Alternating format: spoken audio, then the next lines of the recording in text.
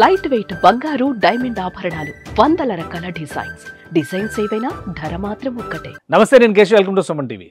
ఆంధ్రప్రదేశ్లో కూటమి ప్రభుత్వం ఏర్పడిన తర్వాత శరవేగంగా స్పీడ్ ఆఫ్ డూయింగ్ బిజినెస్ పేరుతో తీసుకున్నటువంటి నిర్ణయాలు ఆసక్తికరంగా మారుతున్నాయి.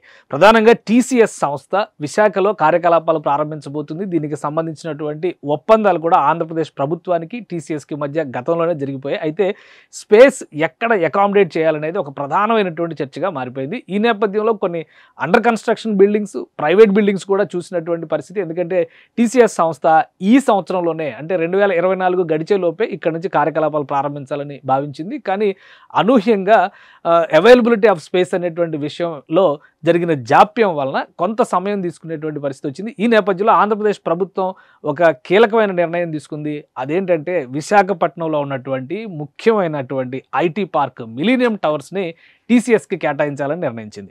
దాదాపు 2 లక్షల చదరపు అడుగుల వైశాల్యంతో, అంటే ఆఫీస్ స్పేస్ 1,70,000 చదరపు అడుగులు, అలానే పార్కింగ్ స్పేస్, ఇతర సదుపాయాలకు సంబంధించి కూడా 40,000 చదరపు అడుగుల స్పేస్ ఉంది.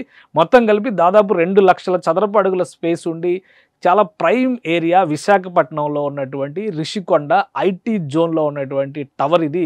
2019లో చంద్రబాబు నాయుడు ముఖ్యమంత్రిగా ఉండగానే ఈ టవర్ ప్రారంభించారు. ఈ టవర్కు ఉన్నటువంటి ప్రత్యేకతలు ఒకసారి మనం పరిశీలించే ప్రయత్నం చేద్దాం. ఇది మిలీనియం టవర్స్కి సంబంధించినటువంటి వీడియో. మొత్తం ఇక్కడ నిర్మాణం జరిగినటువంటి తీరు కనుక మనం గమనించి చూస్తే పార్కింగ్ కానీ, అలానే యాక్సెసిబిలిటీ విషయంలో, రవాణా సదుపాయాల విషయంలో కానీ ఎలాంటి ఆటంకాలు, ఇబ్బందులు ఉండనటువంటి ప్రదేశం.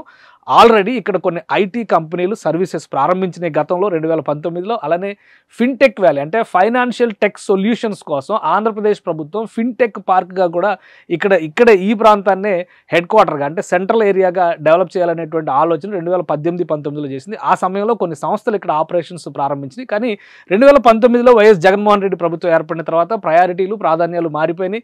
3 రాజధానుల ప్రతిపాదన వచ్చిన తర్వాత ఈ ప్రాంతాన్ని అడ్మినిస్ట్రేటివ్ క్యాపిటల్గా చేయాలనేటువంటి ఆలోచన నేపథ్యంలో ఉన్న కంపెనీలన్నింటినీ కూడా ఖాళీ చేసి పంపించేశారు.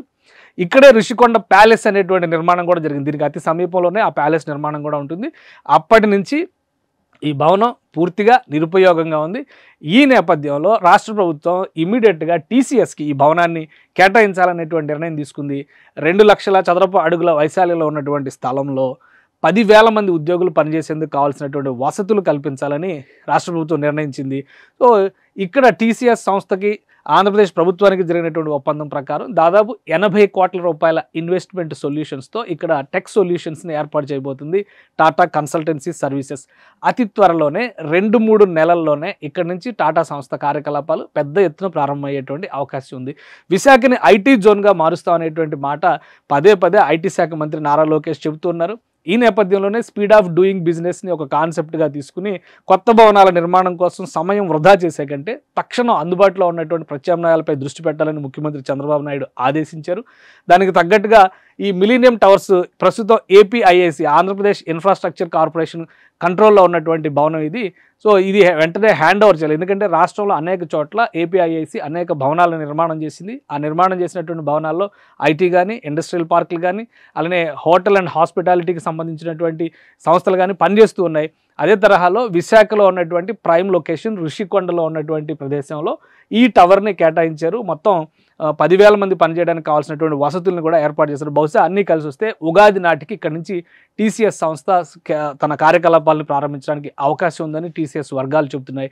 సో విశాఖని ఐటీ క్యాపిటల్ చేస్తామని చెప్పిన మాటకి అనుగుణంగా ఒక భారీ సంస్థ టీసీఎస్ అక్కడ కార్యకలాపాలు ప్రారంభిస్తే కనుక అనేక సబ్సిడరీ కంపెనీస్ కూడా ఆ సమీపంలో కార్యకలాపాలు ప్రారంభించడానికి అవకాశం ఉంటుందని భావిస్తున్నారు. అతి త్వరలోనే టీసీఎస్కి విశాఖ మిలీనియం టవర్స్ వేదిక కాబోతుంది. సుమన్ టీవీలో మీ పర్సనల్ అండ్ బిజినెస్ ప్రమోషన్స్ కోసం కింది నెంబర్కి కాంటాక్ట్ చేయండి.